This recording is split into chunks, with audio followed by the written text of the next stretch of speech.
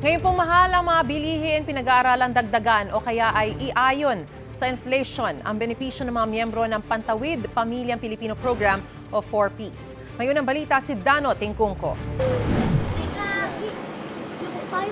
Mahigit isang taon pa lang naka-enroll sa Pantawid Pamilyang Pilipino Program o 4P si Annalyn. Malaking tulong daw ang 4P sa pamilya niya, lalo pa ngayong bukod sa may anak siya sa elementary at senior high school, 5 buwan siyang buntis. Nung 1 year po kami naka-payout, kumbaga malaking tulong ko kasi isang bagsakan po siya noon eh. Bayad po ko sa mga utang ko po, sa mga pinagkuhan. Siyempre, hindi po maiwasan yung utang natin sir eh. Dahil sa hirap po ng buhay dito. Malaking tulong po na bayaran ko po ibang mga pinagkuhanan po namin ng pera. Pero aminado si Annalyn, kahit may 4Ps, sila'y kinakapos pa rin. Napakamahal na po ngayon ng mga bilhin, lalo na po yung bigas. Diba sir? Napakamahal na po ng bigas eh. Dati pong bumibili kami sa 200, may 5 kilo na kami ngayon, 3 kilo lang. Tapos po lahat po naman bilihin tumaas. Ano yung mga kailangan ninyong gawin mag-asawa para mabuo yung bangga? Ako sir, nagka-cash advance po yung mister ko sa opisina nila, ganun po.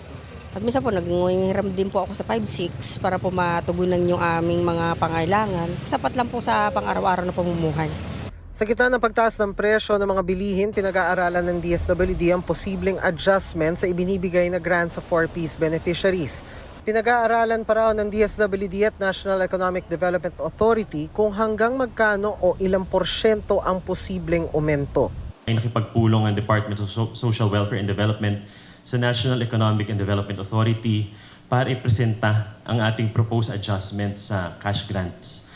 Pero ito ay for approval pa ng ating Pangulo at ng ating mga economic managers. Sa ngayon ay we're still finalizing yung adjustments dun sa grants since ito ay mangangailangan din ng sapat na pondo. Kung maaprubahan ang kanilang rekomendasyon, posibleng sa 2026 na ito ipatupad. Kasabay nito, pinag-aaralan din ang aumento sa panukalang amyenda sa 4Ps law na magtatakda ng mekanismo ng automatic adjustment sa 4Ps grants depende sa antas ng inflation o bilis ng pagmahal ng mga bilihin.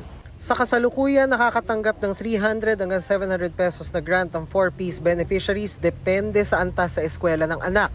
Dagdag dyan ng 750 pesos na health grant at 600 pesos na monthly rice allowance. Para sa mga buntis at mga kapapanganak lang, kaka-aproba lang ng DSWD ng aumento sa natatanggap nilang health grant. Dati nang nilinaw ng DSWD na ang mga binibigay sa hanggang 4.4 million na 4Ps beneficiaries ay hindi dole out, kundi pandugtong sa kanilang mga pangangailangan. May mga kondisyon din tulad ng pananatili sa paaralan ng anak at pagsigurong maayos silang nakakakain.